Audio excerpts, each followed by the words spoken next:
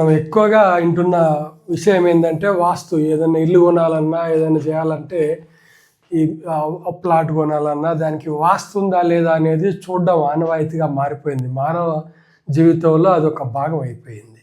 అసలు ఈ వాస్తు అనేది మన మానవ జీవితంలోకి ఎలా ప్రవేశించింది, ఎక్కడి నుంచి వచ్చింది అనేది ఈరోజు నేను మీకు వివరించదలుచుకున్నాను. మానవ పరిణామ క్రమంలో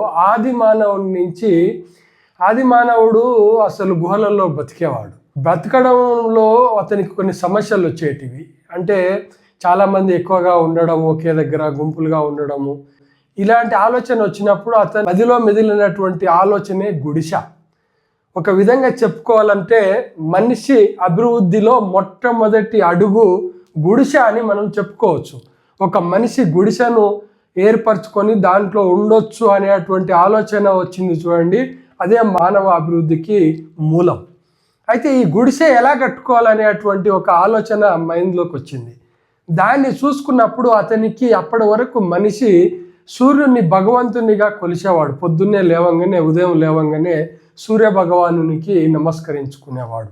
సో అది మనిషి మైండ్లో ఏం మెదిలింది అంటే, పొద్దున్నే నేను సూర్యుని చూడాలి, సూర్యుని వెలుతురు నా ఇంట్లో నా గుడిసెలో పడాలి అనే అటువంటి ఒక ఆలోచన నుంచి ఉద్భవించిందే వాస్తు.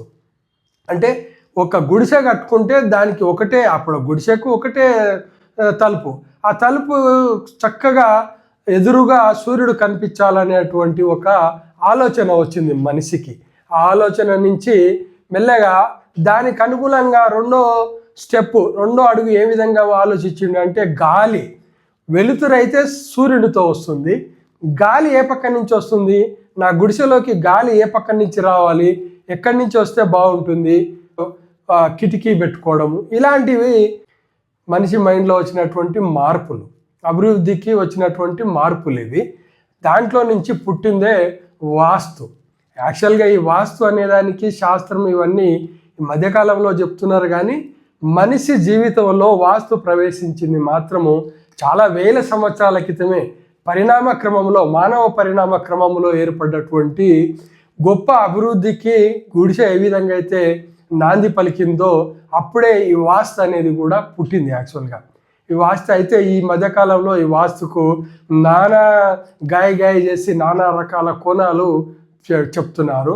10 మంది వాస్తు చూసే వాళ్ళను ఒకరికొకరికి తెలియకుండా వాస్తు చూపిస్తే ఒక ఇంటికి 10 మంది 10 రకాలుగా చెప్తారు. కావాలంటే మీరు ఎవరైనా పరీక్షించుకోవచ్చు, మీ ఓపిక అది.